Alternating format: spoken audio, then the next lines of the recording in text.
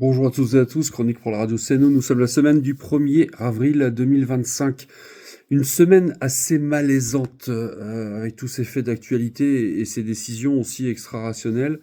Moi, je sais pas pour vous, mais en tout cas pour moi, je me dis que vivement des moments plus joyeux, plus constructifs et plus humains aussi.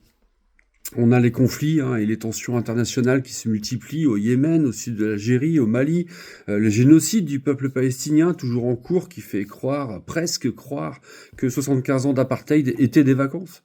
L'Ukraine toujours sous le feu des bombes russes, courage au peuple donc, qui subissent les décisions de leurs dirigeants et qui aujourd'hui essayent de survivre comme ils le peuvent au milieu des ruines. Au milieu de tout cela, enfin non, je veux dire en marge de tout cela, un procès de la honte par l'envergure des montants détournés qui n'a d'égal que les remous médiatiques plus nauséabonds les uns que les autres. Oui, la matrone a été condamnée. Elle est coupable d'avoir été à la tête d'un système mafieux de détournement de plus de 4 millions d'euros d'argent public. Et que fait-elle? Que font-ils? Quand vous vous prenez une prune en direct par un agent de police, vous baissez la tête, non? Vous prenez une amende pour une feuille d'impôt mal remplie, sans vraiment avoir eu la volonté de dissimuler, vous ne la ramenez pas. Vous payez votre amende, point final. Ici, après 35 recours et près de 10 années de procédure, les 24 condamnés se font passer pour des victimes d'un système alors qu'ils ont été jugés coupables. Et avec quoi ils font des écrans de fumée? Des appels à la haine, l'appel à la soi-disant injustice institutionnalisée à leur encontre. Ils instrumentalisent la justice.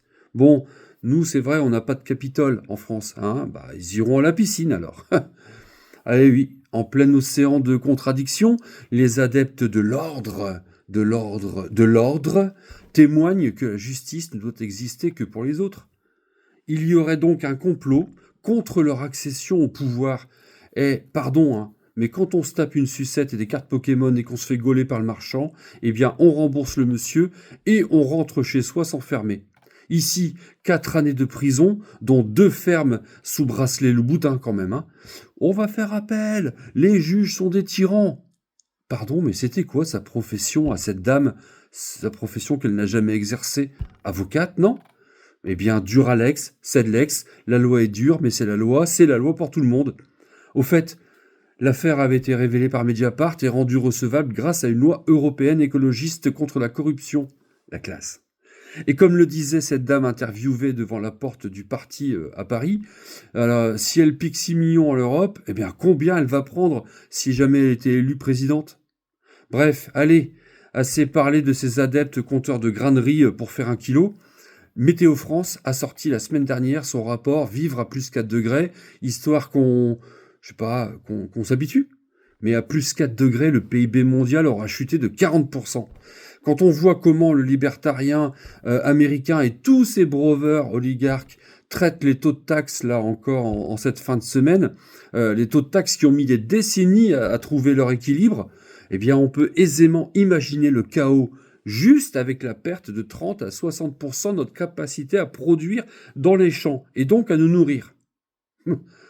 Tous les modèles s'accordent pour dire qu'à plus 4 degrés de moyenne mondiale, ce sera invivable avec plusieurs jours en été à plus de 50 degrés.